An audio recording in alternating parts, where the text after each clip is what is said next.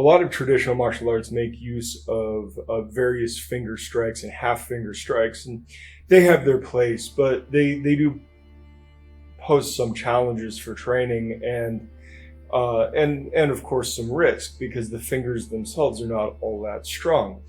And one of the hard things to do with finger strikes, and one of the reasons that I don't make too much of a fuss about finger strikes, is the fact that it is very difficult to train the appropriate targets live with a partner. You know, you can go slow motion. You can just kind of go the non-touch or very light touch, method, depending on what the target is. But the fact is that until you condition your fingers to deal with those impacts and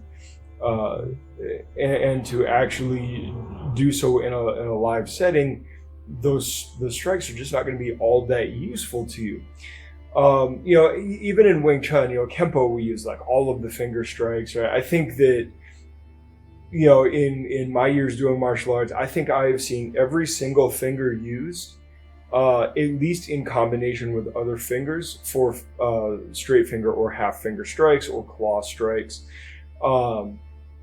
Generally speaking, the ring and the pinky fingers don't get used solo. The closest thing would be the Twin Dragon Seeking Pearl, which is a Kempo thing, which I'm pretty sure Ed Parker got from whatever Southern Kung Fu thing that he was training. And that's fine. Are you really going to pull this out in a fight? I mean, as a joke, I sometimes will throw that out there, but the fact is that that's not going to be my go-to for anything. But if you're going to be training finger strikes, you got to train them right. And one of the things that can help with that is using something like one of these bob dummies. At least these old ones are kind of squishy, which means that you can get in there and you can really kind of jab away and get a little bit of the impact and work up to speed. You can work on coming into the throat, and it gives you targeting opportunities as well as something that you can make impact on in a way that is useful.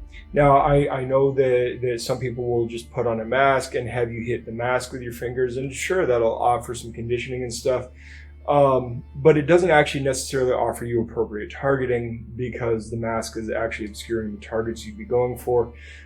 So having something like a bob dummy is really, really useful. I know these guys are expensive.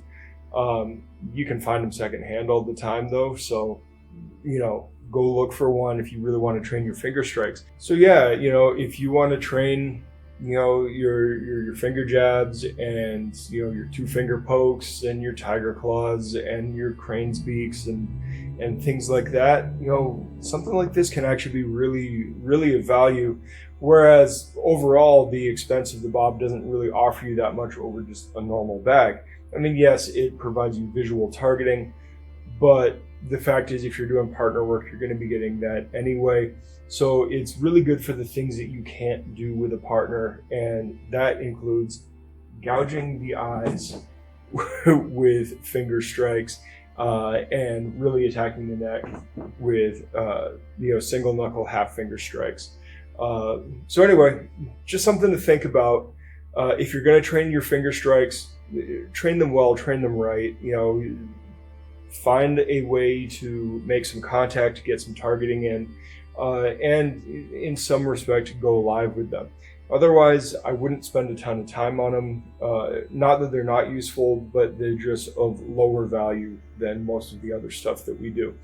Yes, a finger in the eye absolutely works. I don't understand why so many people in the MMA sphere say, well, if you poke a guy in the eye, you're just going to make him mad, when literally every guy that's gotten poked in the eye has fallen down crying and doesn't finish the fight. So, finger strikes do work, and specifically eye shots and throat shots do work very well. It's just a matter of being able to apply them in the appropriate setting.